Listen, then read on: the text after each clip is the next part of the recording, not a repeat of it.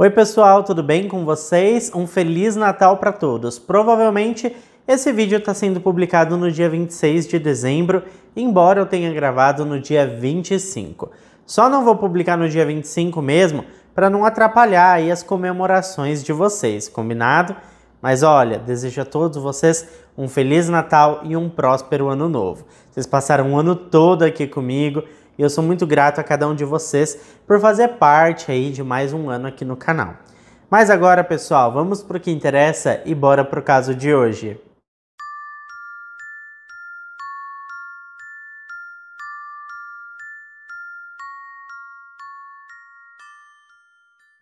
Sharon Hina Lopatica nasceu no dia 20 de setembro de 1961.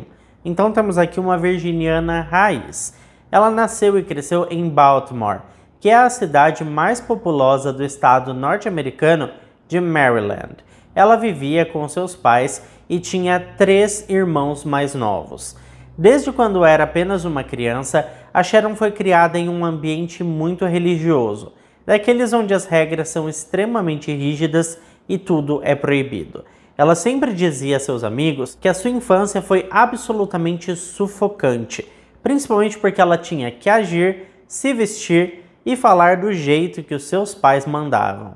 Inclusive, ela era obrigada a acreditar nas mesmas coisas que eles, não importava o quanto parecesse fantasioso e incoerente para ela. No entanto, mesmo com todas essas restrições, normas e proibições, a Sharon era muito feliz quando estava fora de casa e longe ali dos seus pais.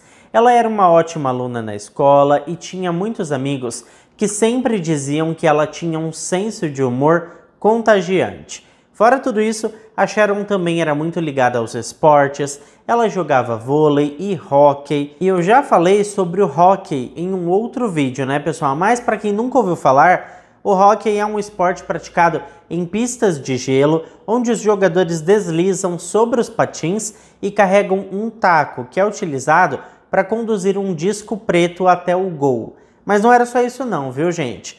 A Sharon era mesmo muito atarefada e além de ser boa aluna, ter muitos amigos e praticar esportes, ela também cantava no coral da escola. Ela também cuidava voluntariamente da biblioteca e quando estava terminando o ensino médio, ela começou a trabalhar como auxiliar de enfermagem em meio período. Logo que se formou no ensino médio, a Sharon imaginou que teria muitas oportunidades pela frente, porque as suas notas foram as mais altas da sua turma.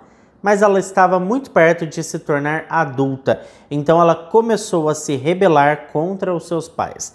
Ela estava cansada da forma como tinha que viver com eles, e inclusive seus pais estavam escolhendo quais cursos superiores ela poderia ou não estudar. Fora isso, eles já estavam tentando arrumar um marido para ela e decidir quantos filhos ela teria quando se casasse. Enfim, eles estavam tentando escrever a história da vida da sua filha. A Sharon estava cansada de tudo isso e decidiu atormentar a vida dos seus pais. E como já é de se esperar, ela começou a sair com vários rapazes diferentes porque sabia que isso tiraria a paz dos seus pais, deixaria eles assim de cabelo em pé. E para piorar ainda mais as coisas, ela começou um namoro com um homem de uma outra religião totalmente diferente daquela que ela cresceu junto com a sua família. Isso obviamente deixou os pais da jovem completamente revoltados e muito, mas muito furiosos com a própria filha. O rapaz, pessoal, se chamava Victor Lopatica e era um trabalhador da construção civil. A Sharon mais tarde admitiu para seus familiares e amigos que estava perdidamente apaixonada pelo Victor e que, embora no começo ela tenha aceitado sair com ele apenas para irritar os seus pais, naquele momento ela estava perdidamente apaixonada pelo homem e faria o que fosse necessário para ficar com ele. E foi isso mesmo que aconteceu, viu gente? Tanto que quando ela estava com um pouco mais ali de 30 anos de idade, em 1991, a Sharon e o Victor decidiram oficializar a união e se casaram mesmo sem a autorização dos seus pais. Seus pais inclusive não compareceram na cerimônia, mas isso não deixou a Sharon surpresa, porque ela já contava que isso fosse acontecer mesmo. Bom, assim que eles se mudaram, eles decidiram que não queriam ter filhos. E isso deixou os pais da Sharon ainda mais desolados. Mas a mulher não estava nem aí, tá, para as críticas dos seus pais, e ela decidiu que viveria a vida junto do seu marido da forma que os dois decidissem, e que não permitiria que outras pessoas determinassem como seria a sua vida conjugal.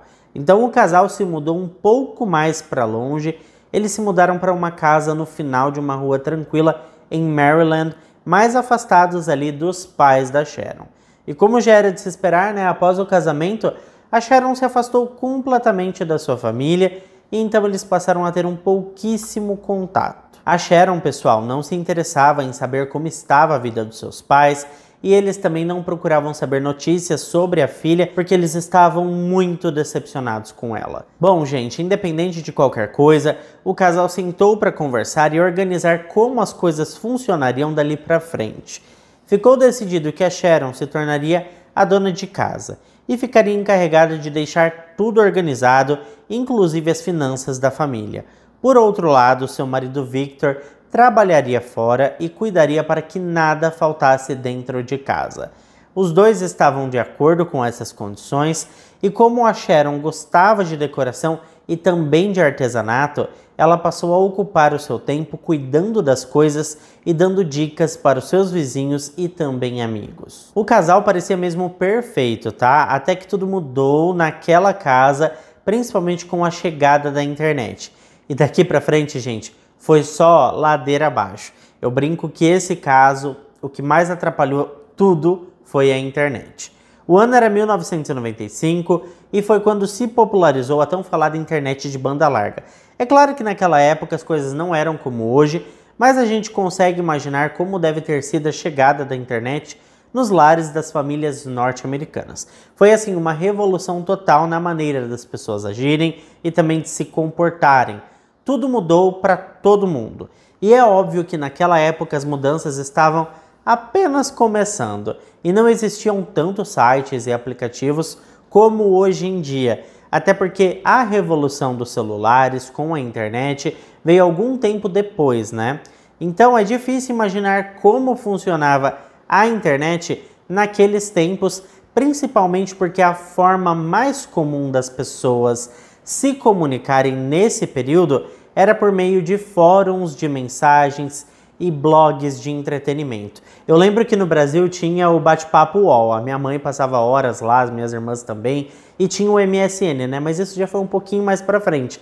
Lá em 95 eu nem imagino como deveria ser, porque eu nem tinha computador em casa, na verdade eu nem era nascido, eu nasci em 97. Mas enfim, o fato é que a Sharon ficou alucinada com a nova possibilidade de conseguir se comunicar com pessoas do mundo todo, como se essas pessoas estivessem na sala da sua casa. Ela começou a frequentar inúmeros fóruns na internet e fez diversos amigos, e depois de algumas semanas ela percebeu que existia uma maneira de usar a internet para ganhar dinheiro, ó. E para a época era algo totalmente assim inovador. Hoje é até comum, né, as pessoas ganharem dinheiro na internet, mas naquela época era muito difícil.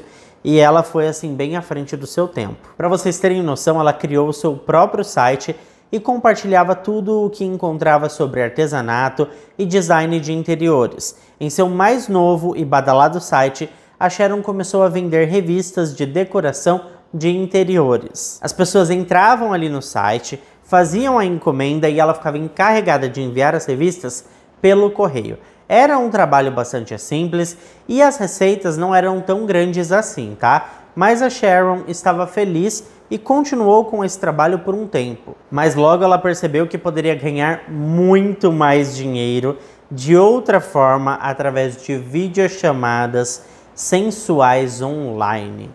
Bom, desde os primórdios da internet, esses vídeos costumam vender bastante, tá, pessoal?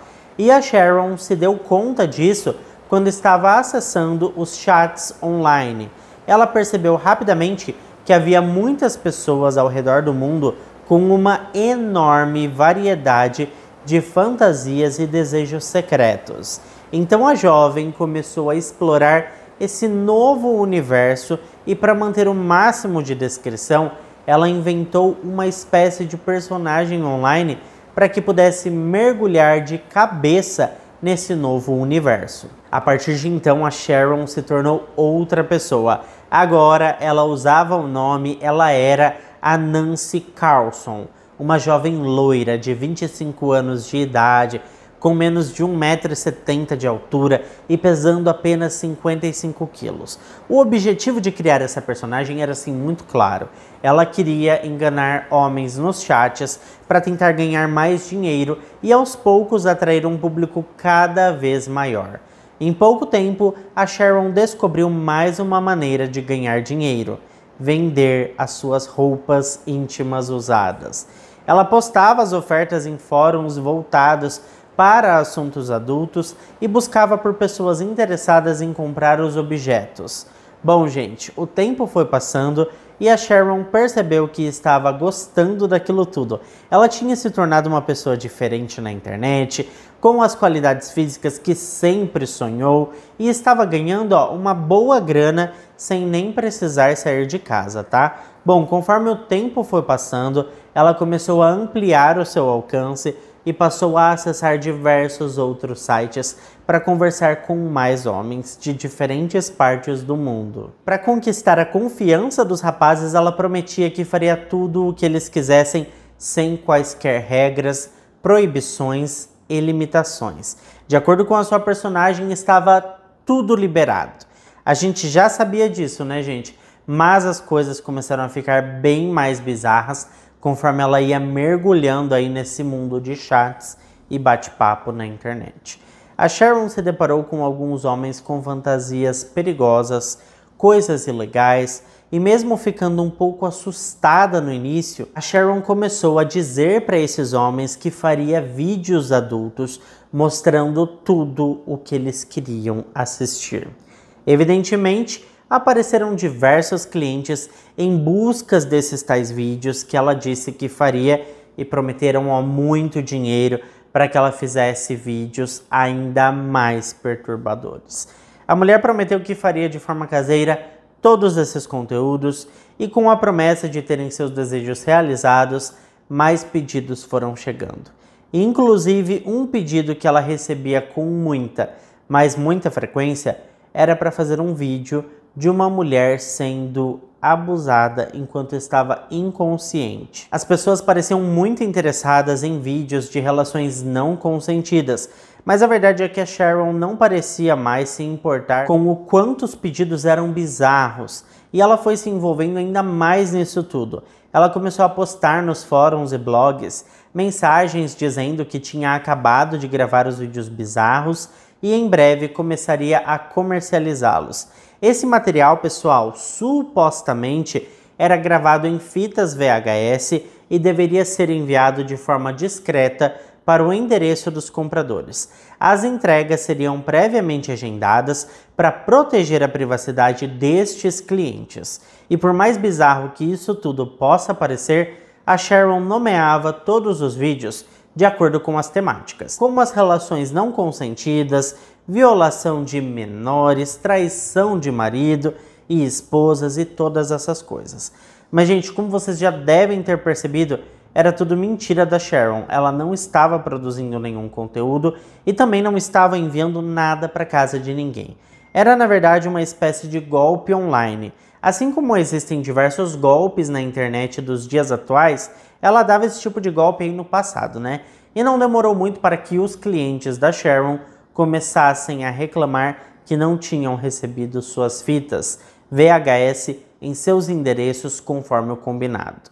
Muita gente começou a dizer que a Sharon era uma fraude e que ela apenas pegava o dinheiro da galera e nunca enviava o material prometido. Conforme as queixas foram crescendo e se tornando cada vez mais frequentes, inúmeros clientes começaram a exigir a devolução do dinheiro pago. E a Sharon, obviamente, se recusou a devolver qualquer quantia que fosse. E, na verdade, não havia muito o que fazer, né? Porque nenhum deles seria, assim, louco de comparecer a uma delegacia para prestar queixa. Afinal de contas, como que eles explicariam que tinham encomendado uma fita de vídeo mostrando cenas de atividades ilegais. Não ia dar muito certo, né? E todos eles sabiam disso. Depois de um tempo, a Sharon estava muito queimada nas redes e começou a perder a relevância, porque credibilidade ela já não tinha mais nenhuma. Então ela começou a visitar sites com outros fetiches macabros, como tortura, por exemplo. Foi daí que ela criou uma nova personagem. Ela se reinventou como Gina e entrou em um fórum para adultos onde as fantasias mais comuns envolviam necrofilia. Ela tentou chamar a atenção das pessoas e fingiu ser uma expert. Ela até publicou um post falando sobre o assunto. A Sharon disse nos chats que tinha uma fascinação por esse assunto, então foi aí que ela, aos poucos, começou a revelar um grande desejo que tinha desde a adolescência. Ela gostaria de ser maltratada de forma bastante, mas bastante mesmo, violenta, e nessa mesma sessão ter a sua vida retirada por alguém. Bom, depois disso, a Gina, que era o pseudônimo da Sharon, começou a fazer publicações em diferentes fóruns, procurando alguém disposto a maltratá-la até que ela perdesse a vida.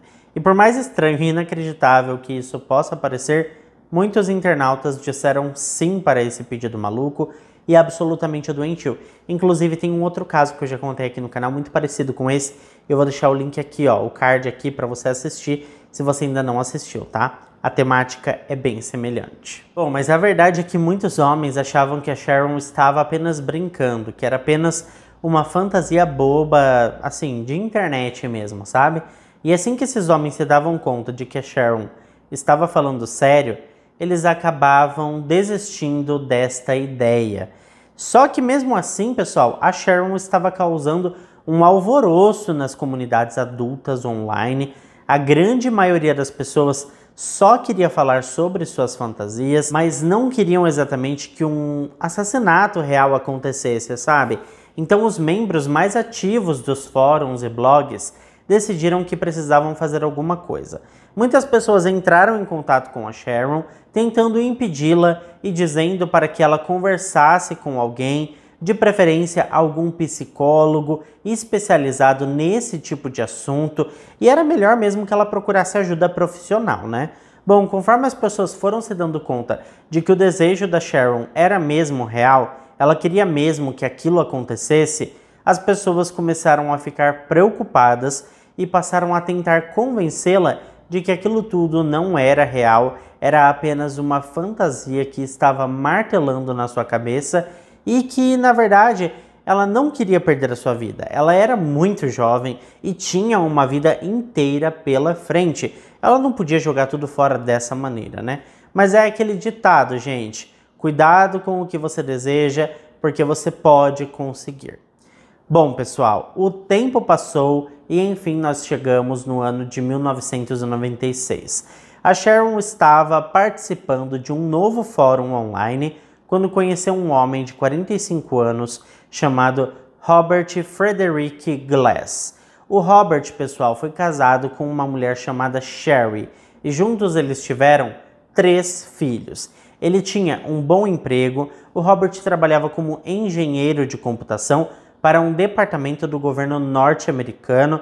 Ele era um homem calmo, quieto, introvertido e levava uma vida doméstica normal e sem maiores aventuras. Pelo menos isso era o que pensavam os seus familiares, amigos, vizinhos e as pessoas que tinham contato com o homem, né? Bom, a verdade era um pouco diferente. Como já deu para perceber, ele era apaixonado por computadores e passava a maior parte de suas folgas trancado no porão de sua casa, silenciosamente visitando sites questionáveis. Vamos abrir logo o jogo, né? E dizer que o Robert tinha fetiche por pornografia relacionadas à violência e à tortura. E conforme o tempo foi passando, o homem passou a ficar muito mais tempo no porão e a sua esposa Sherry começou a perceber que algo estava fora do lugar. Ele começou a se afastar da família e todos perceberam que ele não era mais a mesma pessoa. Até que um dia, enquanto Robert estava no trabalho, a sua esposa Sherry decidiu investigar o que ele escondia no porão. Por fim, ela encontrou milhares de conversas comprometedoras armazenadas no seu computador. O Robert também usava pseudônimos nos fóruns e as mensagens eram perturbadoras. Quando a Sherry viu aquelas mensagens, ela percebeu que aquele não era mais o homem com quem ela tinha se casado e prometido viver a sua vida inteira. Naquela mesma noite, ela confrontou o marido sobre as conversas e ele ficou incrédulo, porque nunca imaginou que a sua esposa fosse capaz de acessar o computador e descobrir os seus segredos mais obscuros. Como não tinha muito a ser dito, o Robert ficou meio que sem reação, e então a Sherry decidiu solicitar o divórcio, e em maio de 96, ela enfim deu entrada na documentação e se mudou para outra casa, levando consigo seus 3 filhos. 3 meses após o divórcio, o Robert começou a mergulhar de cabeça nesses fóruns estranhos e nessa época suas fantasias estavam passando dos limites. E foi nesse momento que ele se deparou com uma mulher chamada Gina, que também era conhecida como Nancy Carlson, e que não era ninguém mais, ninguém menos que Sharon Hina Lopatka. Bom, tá ficando interessante, né? Você imagina esse encontro aí de 2 pessoas meio perturbadas. Não ia dar muito certo, né, gente? Bom, eles começaram a conversar sobre tudo, coisas do dia a dia, coisas sobre trabalho, todas essas coisas. E somente depois eles começaram a falar sobre coisas mais íntimas. E foi mais ou menos nessa altura que a Sharon revelou ao Robert que desejava ser maltratada até a morte. O Robert ficou animadíssimo com essa notícia. E isso é muito bizarro, né? Bom, obviamente era o seu sonho fazer exatamente o que a Sharon estava propondo para ele indiscretamente, e ele revelou que era um homem quente, habilidoso e que estava disposto a realizar todos os desejos da Sharon. E então, durante 6 semanas seguidas, aconteceram diariamente essas conversas entre ela e o tal Robert. No fim das contas, no dia 13 de outubro de 96, a Sharon começou a colocar seu plano em ação para finalmente encontrar pessoalmente o seu algoz. Logo pela manhã, ela tomou o café da manhã com o seu marido e disse que iria para a Geórgia visitar alguns amigos. Obviamente, ela não estava indo para lá, mas o seu marido não sabia disso naquele momento. Outra coisa que o Victor não sabia era que a Sharon havia deixado um bilhete para ele em casa, dizendo que se o seu corpo não fosse encontrado, ela estaria em paz. Então, depois do café da manhã, a Sharon se despediu dele e foi para a estação de trem em Baltimore, com destino a Charlotte, na Carolina do Norte, que era onde o Robert morava. Chegando lá, a Sharon encontrou seu futuro assassino pela primeira vez. Depois de se apresentarem, eles entraram na caminhonete do Robert e dirigiram até o trailer onde ele morava. Quando eles chegaram lá, ela logo percebeu que estava tudo um verdadeiro caos. Estava tudo imundo, com roupas sujas amontoadas no chão, louça suja na pia, comida apodrecendo por todos os lados e o cheiro era terrível. E o Robert ainda tinha 4 cachorros correndo por toda a parte, fazendo as suas necessidades por todos os cantos. Era simplesmente nojento. Mesmo com o lugar naquelas condições, a Sharon não se importou e os dois foram direto para o assunto, ou para a cama, né? No dia 20 de outubro de 96, uma semana depois de supostamente a Sharon sair para visitar os seus amigos na Geórgia, o Victor acabou encontrando o bilhete da Sharon. Quando ele leu o bilhete, ele entrou em pânico e imediatamente ligou para a polícia. O problema é que o bilhete não parecia ter sido escrito por ela. O Victor nem imaginava que a Sharon levava uma vida secreta na internet, e quando os policiais chegaram para investigar o desaparecimento da Sharon, eles pediram acesso ao computador dela, e foi nesse momento que a vida secreta da Sharon foi revelada. Eles encontraram diversos e-mails enviados para o tal do Robert, e nesses e-mails a Sharon pedia para esse homem torturá-la até a morte. Com uma investigação mais profunda, eles acabaram encontrando o endereço dele. E os policiais resolveram ir até o trailer onde o homem morava. Os policiais chegaram no local no dia 22 de outubro de 96, 9 dias depois que a Sharon desapareceu. Mas os oficiais decidiram que não iriam invadir o trailer de imediato. Em vez disso, eles resolveram vigiar o local para ver se a Sharon ainda estava viva. Eles não sabiam se o Robert era realmente responsável por algo ou se a Sharon apenas tinha ido até ele. Então os policiais passaram 3 dias observando o trailer. Todos os dias o Robert saía para trabalhar de manhã e voltava à noite, mas nenhum sinal da Sharon. Ela simplesmente não estava lá. Com isso, os policiais começaram a pensar que ela tinha sido sequestrada. Eles não podiam mais esperar, então enquanto o Robert estava no trabalho, os policiais conseguiram ali um mandado de buscas e invadiram o trailer. Eles se depararam com a mesma cena que a Sharon encontrou quando foi lá pela primeira vez. Uma bagunça, sujeira por toda parte, cocô de cachorro, mas desta vez eles encontraram uma grande quantidade de entorpecentes e equipamentos para jogos violentos de relações íntimas e brinquedos para adultos bem estranhos. Estava óbvio que algo tinha acontecido recentemente naquele trailer, mas mesmo assim não tinha nenhum sinal da Sharon. Depois de vasculharem o interior do trailer, os policiais foram investigar o lado de fora para ver se tinha alguma evidência. E foi nesse momento que eles fizeram uma descoberta chocante. Porque logo atrás do trailer do Robert, eles se depararam com um monte de terra recém-cavada. Então os policiais começaram a cavar e acabaram encontrando restos mortais que mais tarde ficou comprovado como pertencente a Sharon.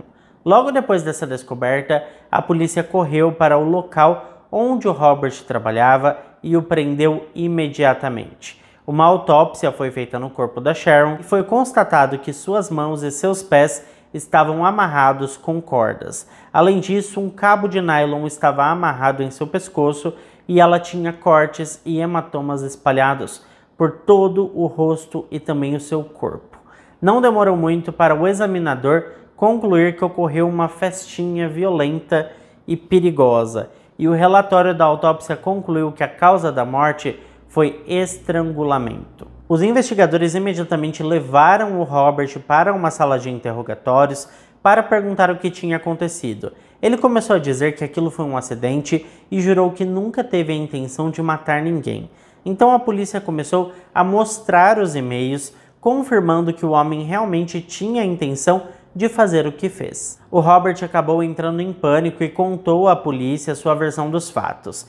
Ele disse que tudo tinha sido ideia da Sharon e que apenas estava fazendo as vontades dela. Inclusive, ele informou que os dois se relacionaram durante 3 dias seguidos e que tudo foi muito intenso, muito gostoso, com chutes na costela, mão na cara, cintada para todo lado, cordas e correntes, rosto contra a parede, tapa na cara, soco na costela e muito mais. Ele explicou ainda que no 3º dia, quando a Sharon estava toda acabada, como se um caminhão tivesse passado por cima, ela acabou pedindo para que ele acabasse com a sua vida. E que o resultado foi o seu triste falecimento, mas que ela faleceu feliz e satisfeita, porque o Robert deixou ela satisfeita. Isso foi o que ele disse, né? Bom, o Robert então decidiu enterrar o corpo da Sharon no quintal, porque ele tinha medo que o que aconteceu fosse descoberto e que ele acabasse mesmo atrás das grades.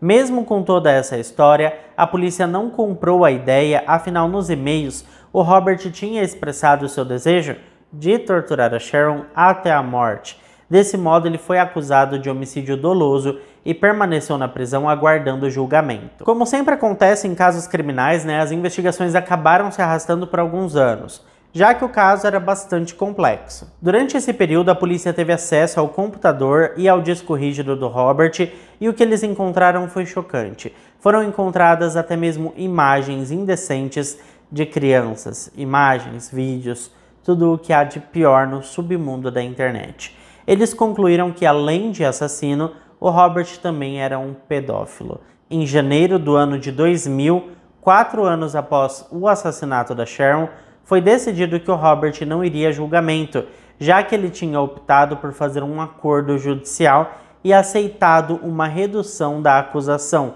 de assassinato doloso para homicídio voluntário, alegando que foi um acidente e que a Sharon tinha consentimento dos atos violentos, E considerando as acusações de exploração de crianças que o Robert também enfrentava, era esperado que ele passasse muito tempo na prisão.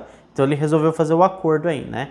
No final das contas, a sua pena foi de 3 a 4 anos, apenas por conta da fatalidade, se podemos dizer assim, né, que aconteceu com a Sharon. E além disso, ele foi condenado a apenas 21 meses de prisão pela posse de imagens indecentes de menores de idade. Isso significa, na prática, que ele seria livre em menos de 6 anos no total, somando todas as suas sentenças. Mas a verdade é que ele iria passar muito pouco tempo preso. Isso porque cerca de 2 anos após o encarceramento, no dia 20 de fevereiro de 2002, o Robert Glass acabou morrendo de ataque cardíaco em sua cela de prisão. E pensando bem, ele nunca mais verá a luz do sol mesmo, porque ainda que não esteja na prisão, ele está no cemitério em uma cova, né, gente? Mas me conta o que você achou de tudo isso. Tem muita gente com uns desejos bastante bizarros, né? Tem coisa que até parece ficção, de tão difícil de acreditar. E eu acho que assim, as pessoas, antes de procurar na internet alguém para realizar os seus fetiches, deveria procurar ajuda médica ou um psicólogo, né? No caso, eu acho que ele ficaria pouco tempo preso, né? Ele acabou morrendo, mas se não fosse isso, ficaria pouco tempo preso. Acho que a pena dele foi bem curta, já que ele tirou a vida de uma pessoa. Mas deixa pra mim aqui nos comentários o que vocês acham de tudo isso. E se ficou até aqui comigo, não esquece de deixar o seu like, que ajuda muito na divulgação aqui do canal. Eu fico por aqui, um beijo pra todos vocês e até o próximo vídeo.